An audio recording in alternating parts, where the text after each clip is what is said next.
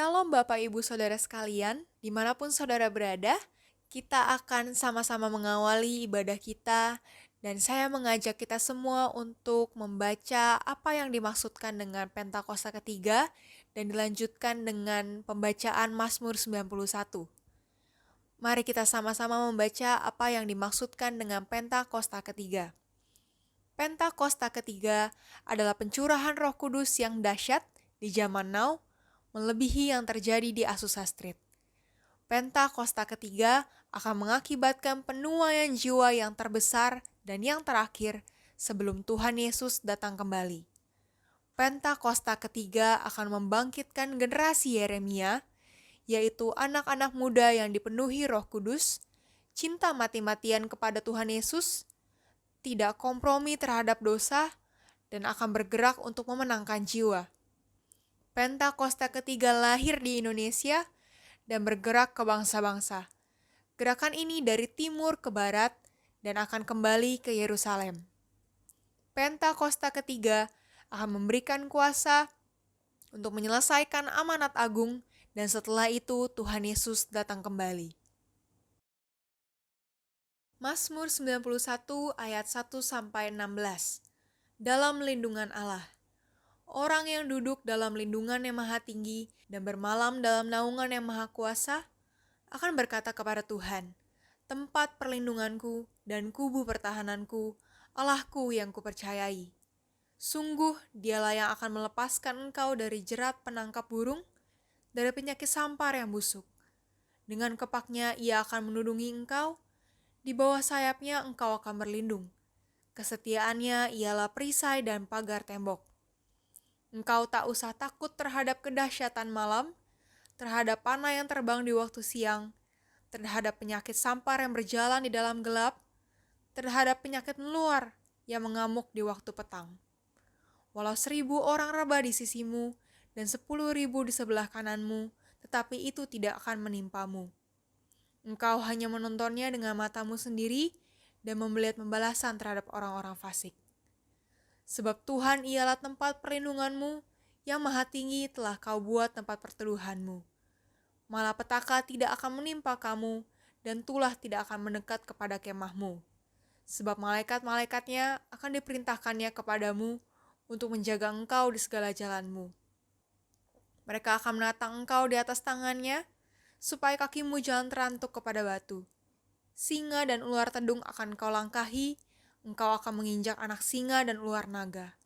Sungguh hatinya melekat kepadaku, maka aku akan meluputkannya. Aku akan membentenginya sebab ia mengenal namaku. Bila ia berseru kepadaku, aku akan menjawab. Aku akan menyertai dia dalam kesesakan, aku akan meluputkannya dan memuliakannya.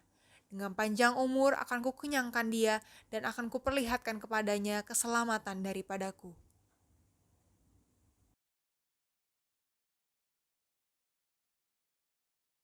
Shalom saudara, Tuhan Yesus dalam amanat agung meminta kita untuk memuridkan dan kita sendiri harus menjadi seorang murid.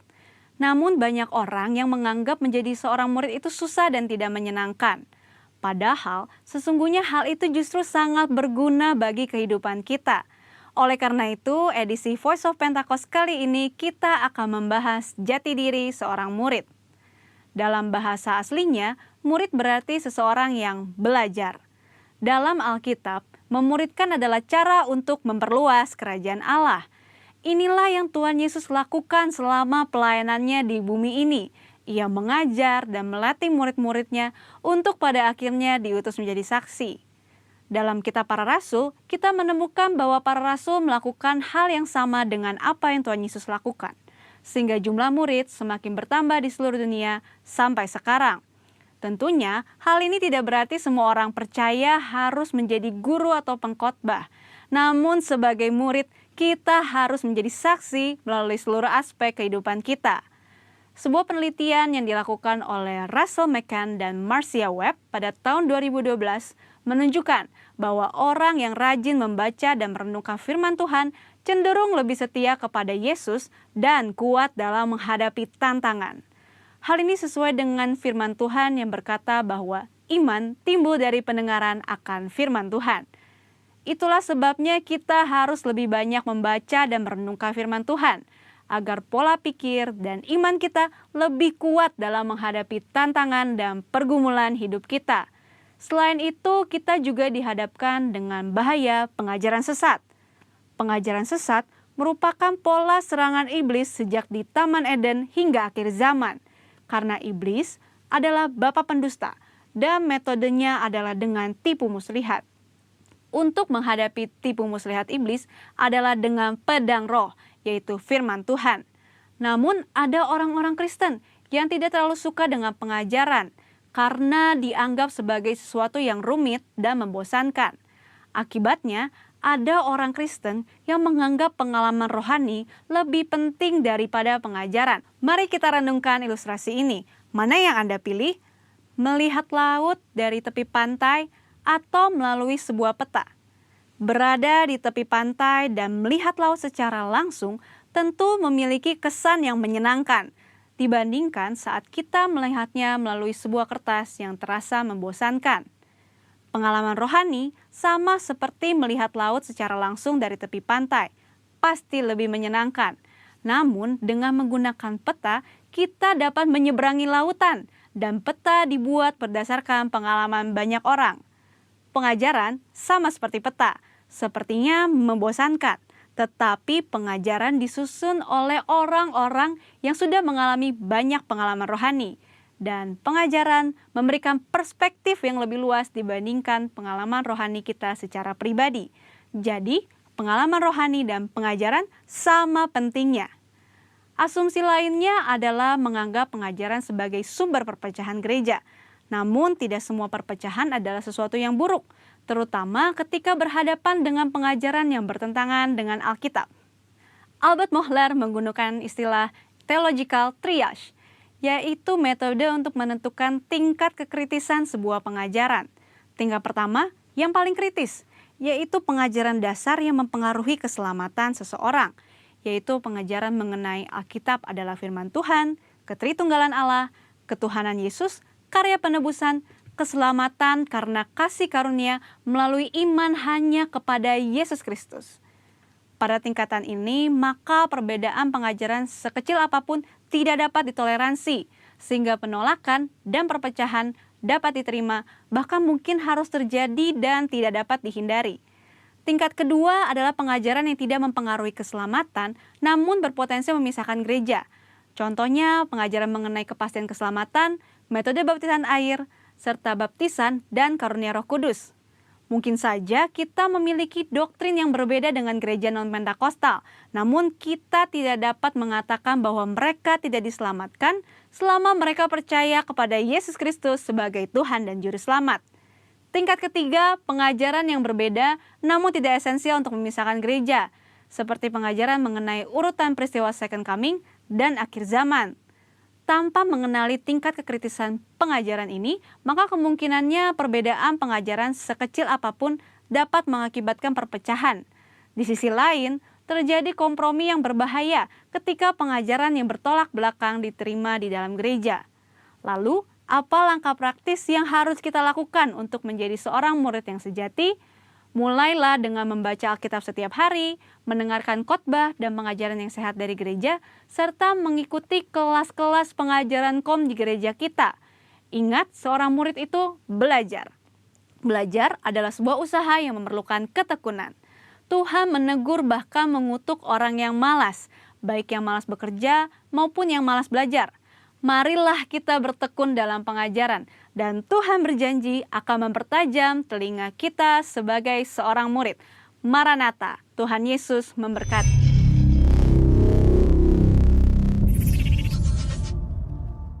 Shalom, haleluya, puji Tuhan. Saya percaya hari ini adalah hari yang dahsyat buat setiap kita. Shalom saudara-saudara yang dikasihi Tuhan. Saya percaya anugerah Tuhan, penyertaannya Tuhan sempurna buat setiap kita. Amin. Haleluya. Berapa banyak di antara saudara yang diberkati sepanjang minggu ini. Boleh berikan tepuk tangan buat Tuhan Yesus. Mari siapkan hati kita untuk kita datang kepada Tuhan. Pusatkan perhatian saudara untuk terus memuji, mempermuliakan nama Tuhan. Amin. Mari kita tundukkan kepala, kita bersatu di dalam doa. Bapa, terima kasih Tuhan, kami mengucap syukur buat segala pertolongan-Mu, pemeliharaanmu, rahmat-Mu yang terus berlimpah dalam kehidupan kami Tuhan. Kami percaya Tuhan dalam ibadah ini Tuhan, kami percaya kami akan dilawat Tuhan. Hadirat Tuhan akan melawat setiap kami. Yang sakit Tuhan sembuhkan, yang lemah Tuhan beri kekuatan, yang susah Tuhan beri penghiburan. Kami percaya hal-hal yang dahsyat Tuhan akan kerjakan bahkan sepanjang minggu ke depan di dalam nama Tuhan Yesus. Kami percaya diberkati buat setiap kami, khususnya jemaat GBI Season City, bahkan GBI Mall Taman Anggrek, bahkan seluruh pengerja yang ada. Kami percaya diberkati oleh Tuhan. Shalom Tuhan memenuhi setiap rumah-rumah yang ada. Terima kasih Bapa, terima kasih Tuhan. Kami akan masuk dalam ibadah kami di dalam nama Tuhan Yesus yang siap menyembah Tuhan. Sama-sama katakan amin. Mari kita datang kepada Tuhan Bapak Ibu Saudara. Kami renungkan segala kebaikan-Mu dalam hidup kami Tuhan.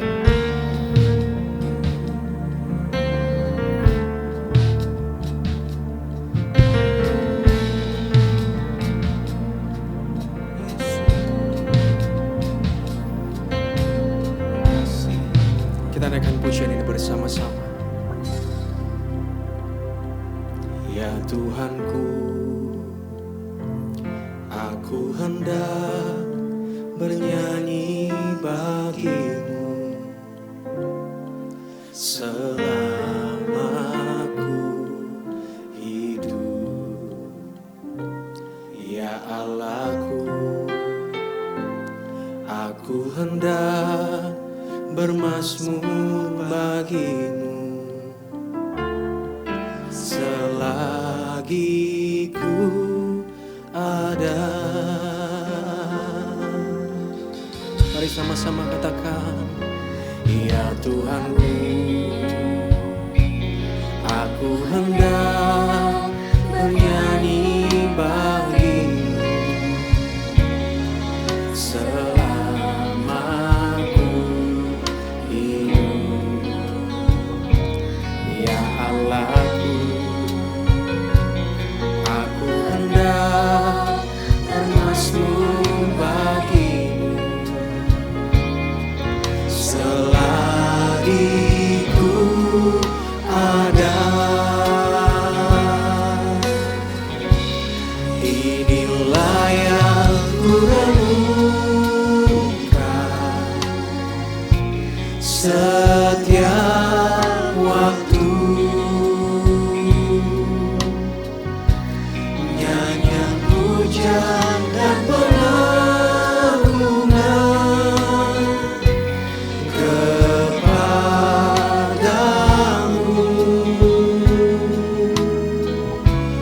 Biarlah manis kau dengar Tuhan, manis kau dengar Tuhan, dan hatiku bersuka karena-Mu. Inilah yang ku renungkan setiap waktu, nyanyian pujian dan pengagungan kepadamu.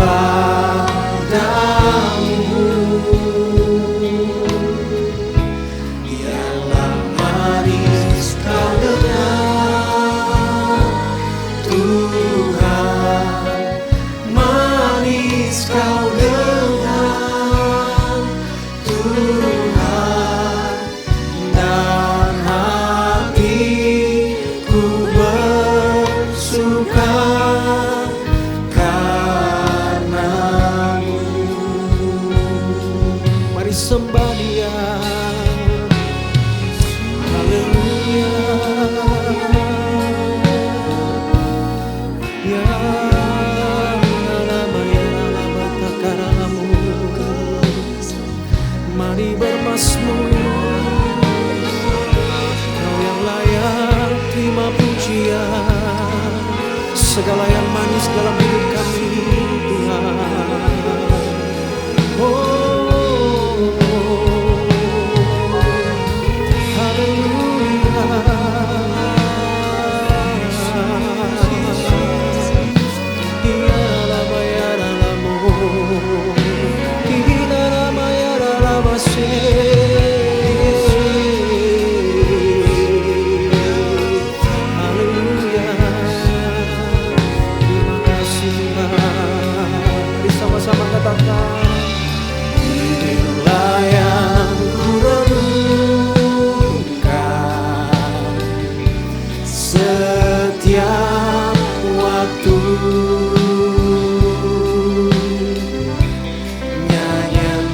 pujian dan pengagungan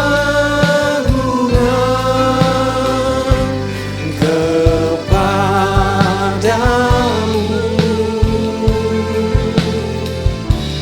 yang manis Tuhan, manis kau dengar Tuhan, dan hatiku bersuka karenamu,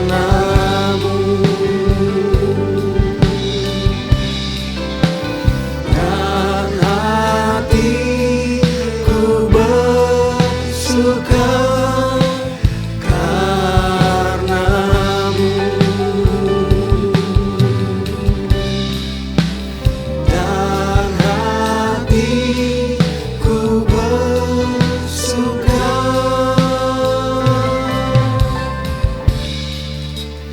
karenamu. Terima kasih Tuhan. Haleluya.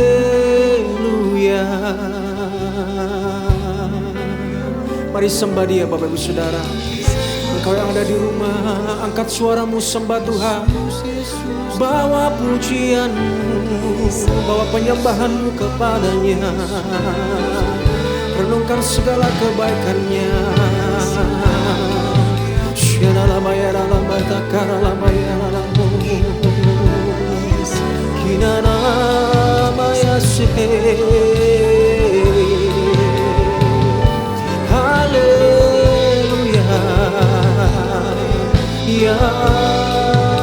ya Rama.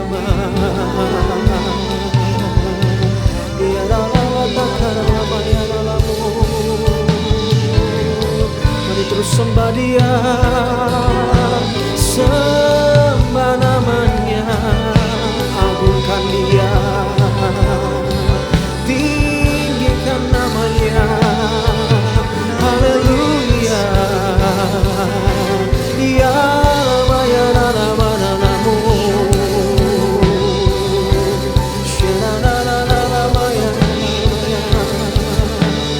Hanya Kau yang layak disembah, Kau layak ditinggikan, Kau layak dimuliakan, ya Tuhan.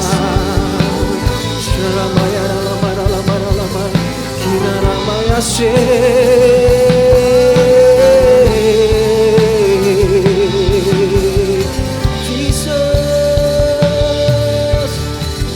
Yesus,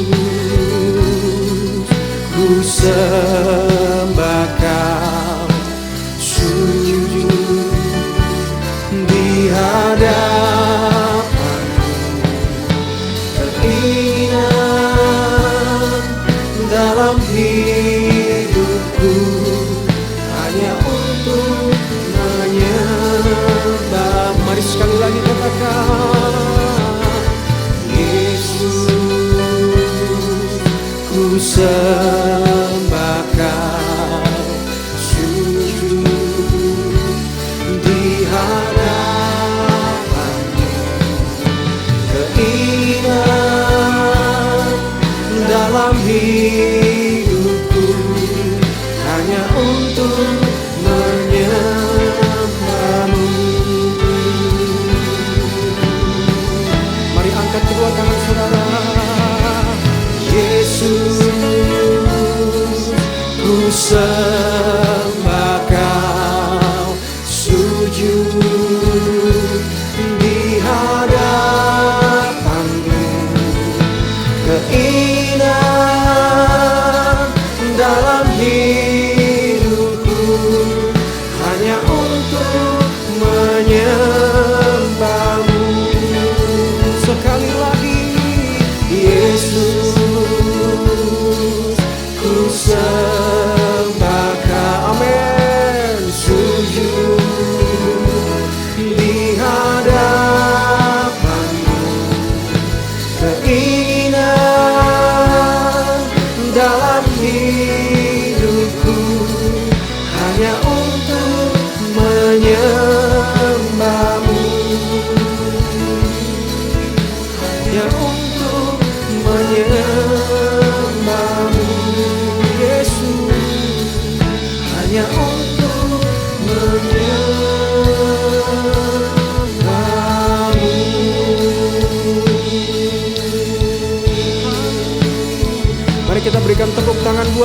Yesus. Haleluya, haleluya, haleluya.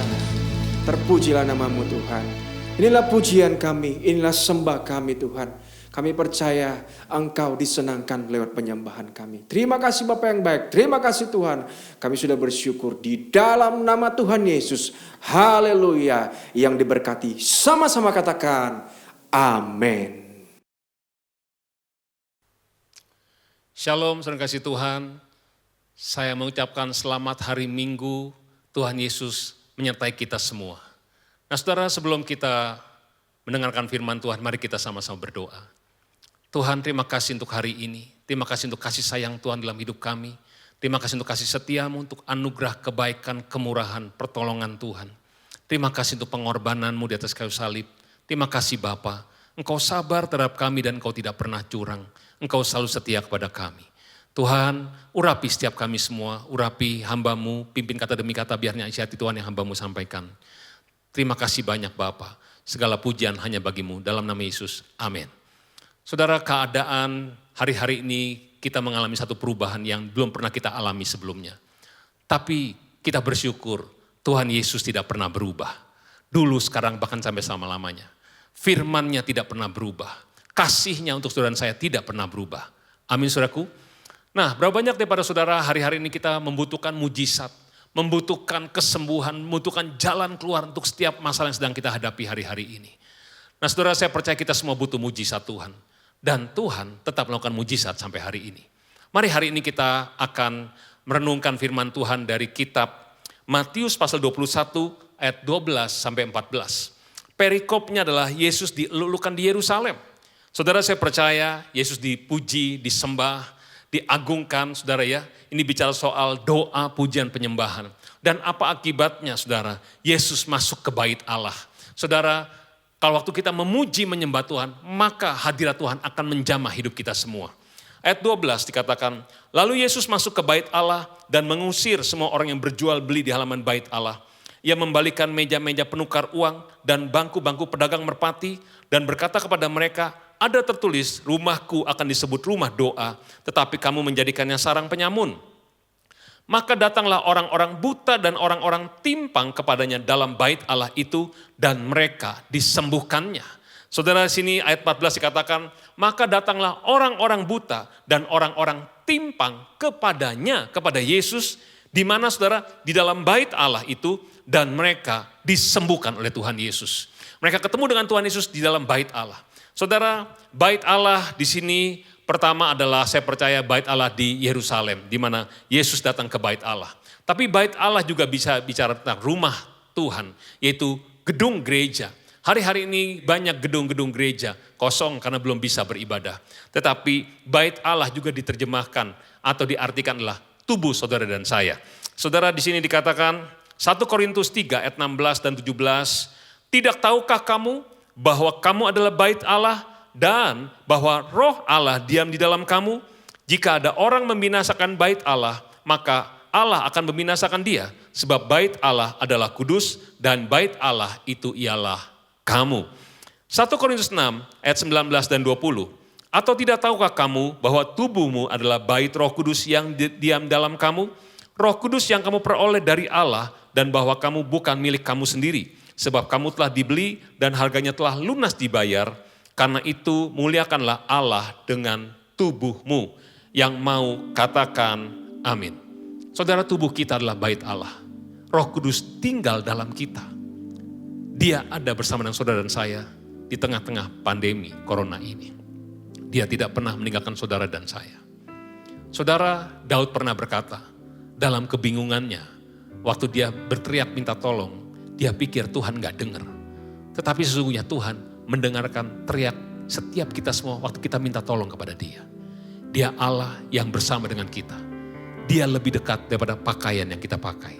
Dia ada dalam saudara dan saya. Yang percaya katakan amin.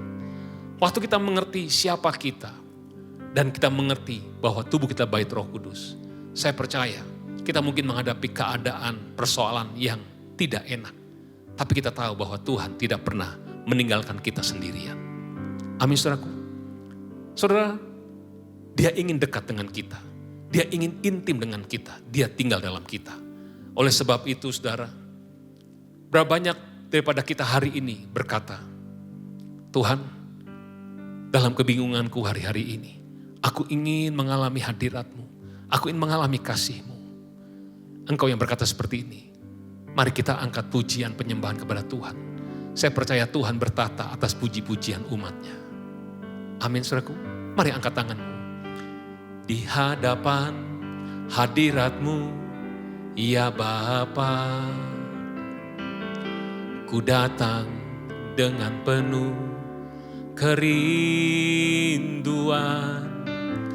Di hadapan hadirat-Mu, ya Bapa, segala keangkuhanku hilang.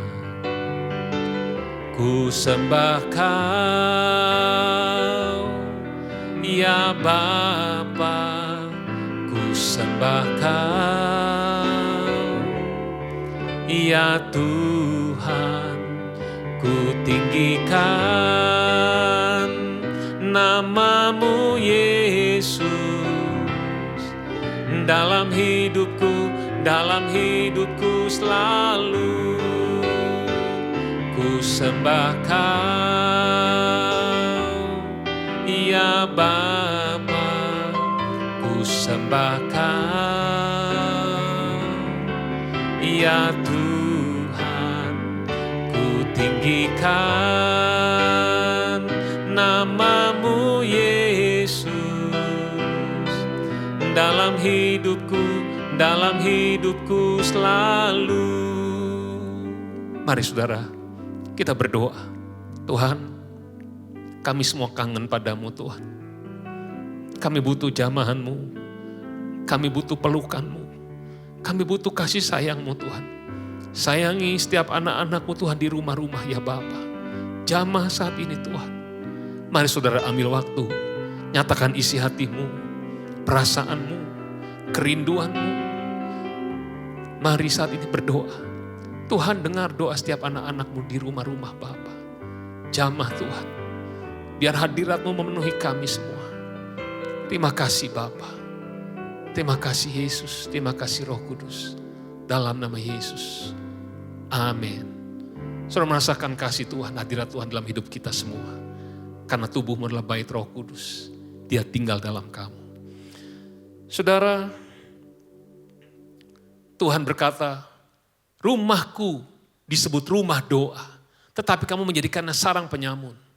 Nah saudara, seperti apa sih sarang penyamun itu? Di kitab Yeremia 7 ayat 8 sampai 11. Tetapi sesungguhnya kamu percaya kepada perkataan dusta yang tidak memberi faedah. Masakan kamu mencuri, membunuh, berzina, bersumpah palsu, membakar korban kepada Baal, dan mengikuti Allah lain yang tidak kamu kenal. Kemudian kamu datang berdiri di hadapanku, di rumah yang atasnya namaku diserukan sambil berkata, kita selamat, supaya dapat pula melakukan segala perbuatan yang keji ini. Sudahkah menjadi sarang penyamun di matamu, rumah yang atasnya namaku diserukan ini?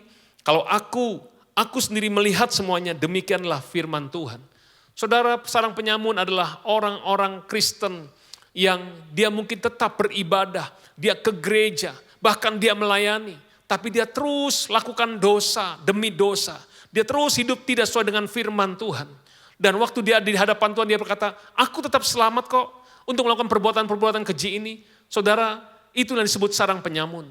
Saya percaya setiap kita semua, kita ingin menjadi rumah doa bagi Tuhan. Menjadi bait Allah yang kudus. Yang setuju katakan amin. Saudara, kalau sarang penyamun saya percaya tidak akan ada mujizat di dalam bait Allah.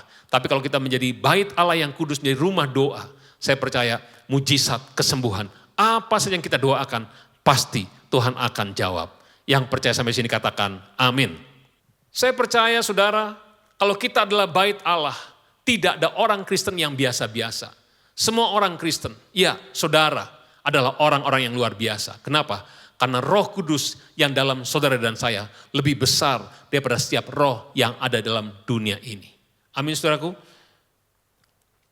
Ayat 14 dikatakan, maka datanglah orang-orang buta dan orang-orang timpang kepada Yesus dalam bait Allah itu dan mereka disembuhkannya. Saudara, kalau Roh Kudus memenuhi hidup kita semua, Saya percaya ini akan menjadi rumah mujizat, rumah kesembuhan. Apapun yang kita doakan Tuhan pasti dengar karena Dia tinggal dalam kita. Kesembuhan mujizat terjadi setelah bait Allah dibersihkan oleh Tuhan. Biarlah kita dengan hati yang rela bersedia untuk dibersihkan, dimurnikan, dikuduskan. Sehingga rancangan Tuhan atas saudara dan saya, keselamatan, damai sejahtera, masa depan yang penuh dengan harapan terjadi atas kita semua. Yang mau katakan amin. Mari kita lihat beberapa hal yang Tuhan bersihkan di dalam bait-Nya. Saudara, ini adalah rumahnya Tuhan. Saya percaya Tuhan punya selera atas rumahnya ini. Jadi kita harus ikuti apa yang Tuhan mau. Yang pertama adalah orang yang berjual beli. Orang yang jual beli itu selalu adalah orang yang suka hitung-hitungan. Hitung-hitungan untung dan rugi. Apa sih untungnya kalau saya taat pada firman Tuhan? Apa sih untungnya kalau saya mengembalikan persepuluhan? Apa sih untungnya kalau saya hidup benar, berbuat baik untuk orang lain? Dihitung untung dan rugi, saudara. Nah saudara, Tuhan gak mau kita hitung-hitungan dengan Tuhan. Tuhan mau kita tuh taat 100% kepada Tuhan. Percaya kepada Dia 100%. Ini bicara soal hati kita. Lalu yang kedua, saudara, orang yang jual beli itu selalu biasanya saudara normalnya pasti mau untung ya saudara. Nggak ada orang mau rugi saudara. Nah saudara biasanya suka ada orang-orang yang jual beli, para penjual berkata, ini udah harga modal, ini udah nggak ambil untung, ini sudah rugi nih barang ini harganya segini saudara. Padahal masih ada untungnya saudara. Nah saudara, hal yang kedua saya bukan bicara soal tentang para penjual gitu saudara ya. Tapi saya ingin membahas adalah bicara soal dosa perkataan. Saudara, dibersihkan oleh Tuhan. Saudara, bohong itu adalah dosa. Bohong besar, bohong kecil, bohong untuk keuntungan, itu adalah dosa. Saudara tahu siapa bapa segala dusta? Yaitu iblis. Dan saya percaya kita adalah anak-anak daripada Tuhan, Allah yang kudus. Amin saudaraku, biarlah dari mulut kita hanya perkataan yang benar keluar daripada mulut kita. Ya katakan ya, tidak kita katakan tidak. Saudara tahukah bahwa perkataan yang kita ucapkan, semua kata-kata itu berasal dari hati. Saudara, kalau hatinya baik, pasti keluar perkataannya juga baik. Kalau hatinya kasar, keluarnya juga kasar. Saya pernah mendengar orang berkata begini, oh kalau saya tuh ngomong tuh kasar, tapi hati saya mah lembut. Saudara, gak ada ayatnya. Saudara, karena setiap perkataan yang keluar itu berasal dari hati. Biarlah saudara, kita juga punya hati yang benar, hati yang beres di hadapan Tuhan. Yang setuju katakan amin. Itu pasti akan mempengaruhi setiap perkataan yang keluar daripada mulut kita. Saudara, ada satu ayat saudara dari Yakobus 3 ayat 2. Di situ perikopnya adalah dosa karena lidah, saudara. Mari kita perhatikan di sini. Sebab kita semua bersalah dalam banyak hal. Saudara, setiap kita semua bersalah dalam banyak hal, termasuk saya, saudara. Barang siapa tidak bersalah dalam perkataannya, ia adalah orang yang sempurna, yang dapat juga mengendalikan seluruh tubuhnya. Saudara, biarlah mulai hari ini kita jaga perkataan kita. Kita nih bait Allah. Tuhan ingin kita berkata benar. Kita ingin perkataan kita itu sungguh-sungguh membangun banyak orang. Bukan menjatuhkan orang lain. Amin saudaraku.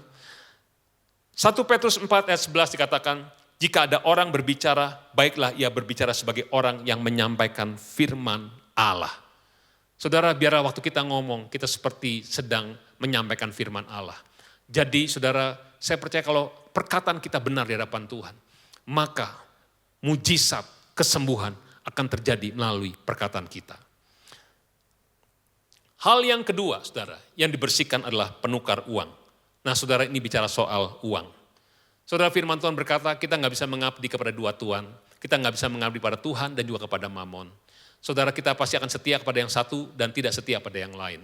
Saudara, firman Tuhan berkata bahwa biarlah kita tuh mengasihi Tuhan Yesus di atas segala-galanya.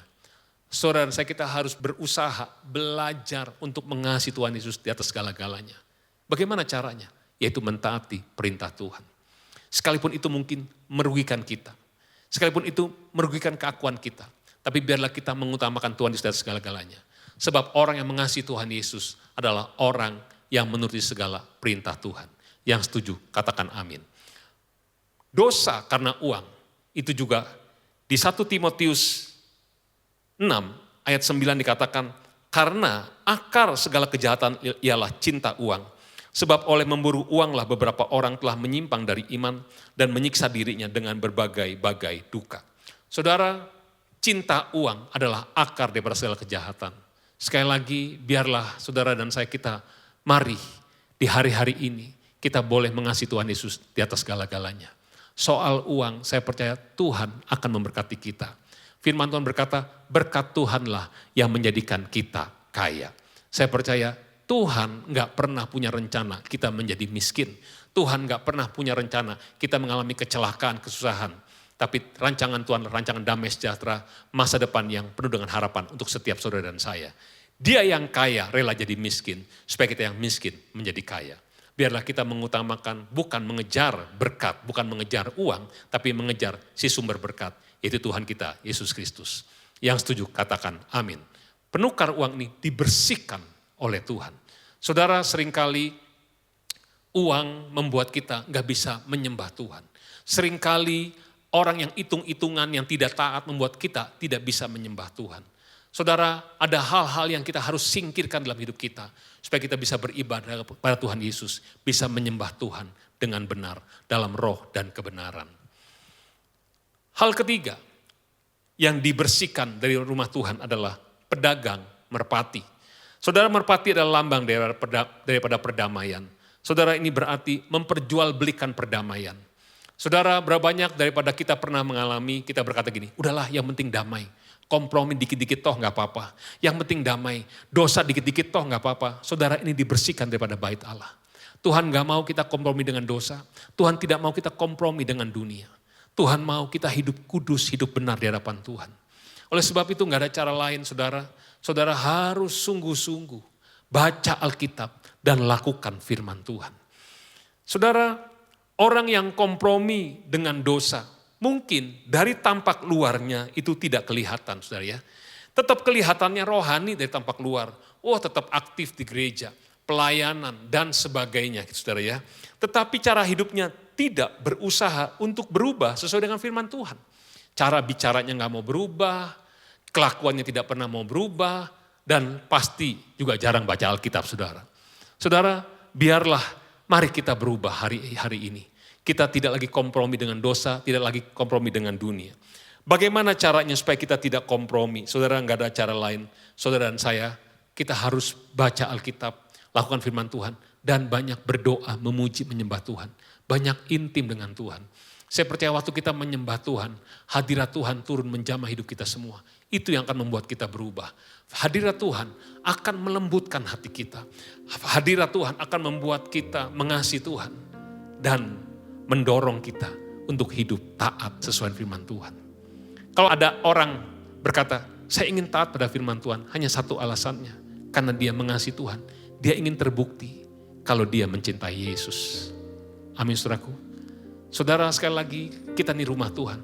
Tuhan tinggal dalam kita. Dia ingin intim dengan kita. Dia ingin kita mencintai Tuhan. Dia ingin kita mentaati Tuhan. Saya percaya kalau kita intim dengan Tuhan, maka saudara, waktu kita berdoa, Tuhan pasti akan jawab setiap doa-doa kita. Mujizat kesembuhan akan terjadi. Dan bukan hanya itu. Waktu saudara berdoa untuk orang lain, mujizat pun akan terjadi. Saya percaya orang-orang yang berjumpa dengan saudara, mereka akan mengalami Roh Kudus, mengalami hadirat Tuhan yang tinggal di dalam rumahnya, yaitu saudara dan saya. Amin, saudaraku. Tuhan akan pakai setiap saudara semua dengan dahsyat dan luar biasa di tengah-tengah pandemi ini. Saya ingin berdoa saat ini. Setiap saudara yang tetap baca Alkitab dan berusaha untuk hidup sesuai firman Tuhan. Mungkin masalah yang kau hadapi belum selesai sampai hari ini. Tapi tetaplah berdoa, percaya dan berharap pada Tuhan Yesus. Karena cepat atau lambat, pertolongan Tuhan pasti akan datang. Karena engkau adalah bait daripada Roh Kudus. Bait Allah. Mari saudara, mari kita angkat tangan kita saat ini.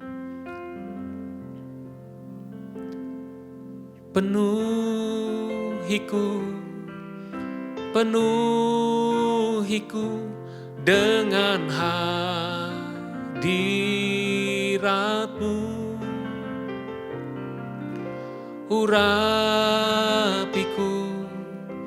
urapiku dengan minyak kudus-Mu. Penuhiku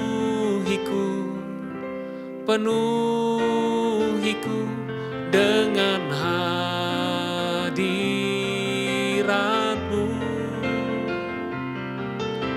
Urapiku dengan minyak kudus-Mu. Mari saudara berdoa saat ini. Berdoa saat ini. Tuhan pasti akan menjawab setiap doa-doamu. Tuhan dengar doa anak-anakmu. Terus berdoa saudara. Mungkin saat ini ada di antara saudara yang bertanya, Ben, apakah keadaan saya bisa ditolong? Tetapi saya ini belum hidup sesuai dengan seleranya Tuhan. Saya ini belum sungguh-sungguh dengan Tuhan. Saya butuh pertolongan Tuhan. Apa yang harus saya lakukan? Saudara yang kasih Tuhan, dengar baik-baik. Jangan putus asa. Saya bawa kabar baik untuk saudara. 2000 tahun yang lalu, Tuhan Yesus lahir dalam dunia ini. Dia mati untuk saudara dan untuk saya. Untuk menyelamatkan kita. Dan oleh bilur-bilurnya, saudara dan saya sudah disembuhkan. Pada hari yang ketiga dia bangkit dan dia hidup. Karena dia hidup, maka mujizat yang pernah ada di Alkitab 2000 tahun yang lalu masih ada sampai hari ini dan bahkan sampai selama-lamanya. Saudara, mari hari ini engkau yang jauh daripada Tuhan. Engkau yang berkata, Tuhan, aku ingin kembali lagi dekat dengan Tuhan. Aku ingin intim dengan Tuhan. Aku ingin kau tinggal dalam tubuhku, dalam bait-Mu ini. Mari tundukkan kepala, kita berdoa. Mari berseru pada Tuhan Yesus. Tuhan, tolong anak-anak-Mu ya Tuhan. Jamah ya Tuhan. Jamah Tuhan. Mari mohon ampun kepada Tuhan. Katakan, Tuhan Yesus, ampuni aku Tuhan. Ampuni ya Tuhan. Basuh aku dengan darah-Mu Yesus. Layakkan aku di hadapan-Mu Tuhan. Tuhan, dengar doa anak-anak-Mu ya Tuhan. Dengar ya Tuhan. Pulihkan semuanya Bapa. Pulihkan hubungan mereka dengan Tuhan saat ini. Biar mereka kembali intim dengan Tuhan. Terima kasih Bapa. Mari berdoa saudara. Tuhan Yesus sayang kepada saudara semua. Mari terus berdoa saat ini. Mari minta apa yang kau ingin untuk Tuhan Yesus lakukan bagimu. Penuhiku dengan hadirat-Mu.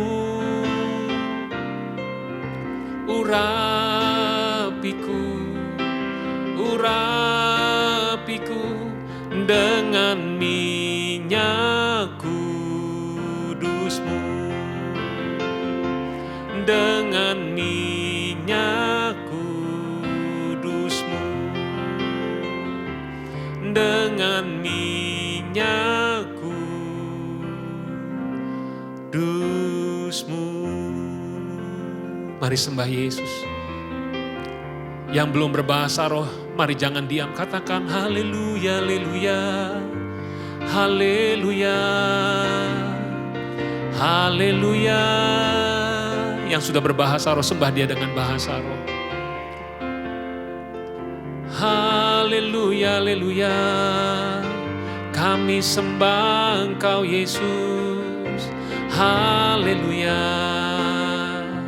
Inarala maso, hiralama sendiri moyara moto shando, hikarala yarala moto shandi, inanara maso. Haleluya. Penuhi anak-anakmu dengan Roh Kudus-Mu ya Tuhan. Penuhi saat ini ya Tuhan. Mari Roh Kudus penuhi Tuhan bait-Mu. Penuhi kami semua Tuhan. Penuhi di rumah-rumah Bapa. Penuhi saat ini, terima Roh Kudus saat ini. Penuh dengan Roh Kudus. Penuh dengan Roh Kudus. Terima mujizat, terima kesembuhan. Terima saat ini dalam nama Yesus. Tuhan terima kasih. Berkati anak-anak-Mu ya Tuhan. Tutup bungkus keluarga demi keluarga dengan darah Yesus. Biar sisi keluarga semuanya diselamatkan, dipulihkan, disembuhkan, diberkati. Mengalami mujizat-Mu ya Tuhan. Terima kasih banyak Bapa. Terima kasih Yesus, terima kasih Roh Kudus. Dalam nama Tuhan Yesus kami telah berdoa dan mengucap syukur. Sama-sama kita katakan amin.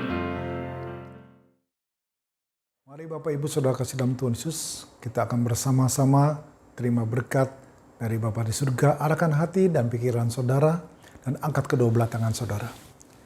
Bapak Ibu Saudara kasih dalam Yesus, terimalah berkat kekasih Yesus Kristus, berkat yang datang dari Allah Bapa di surga, di dalam anak yang tunggal Yesus Kristus, persekutuan, penghiburan, pembelaan, dan bahkan kuasa Roh Kudus menyertai kita semua dari hari ini sampai kedatangan Yesus kedua kali dan bahkan sampai selama-lamanya. Yang percaya berkata sama-sama, amin. Selamat hari Minggu dan selamat menikmati kasih Tuhan dan andalkan Tuhan setiap hidupmu, setiap hari. Tuhan Yesus memberkati, Tuhan Yesus memberkati, jagalah kesehatan semua. Haleluya, amin.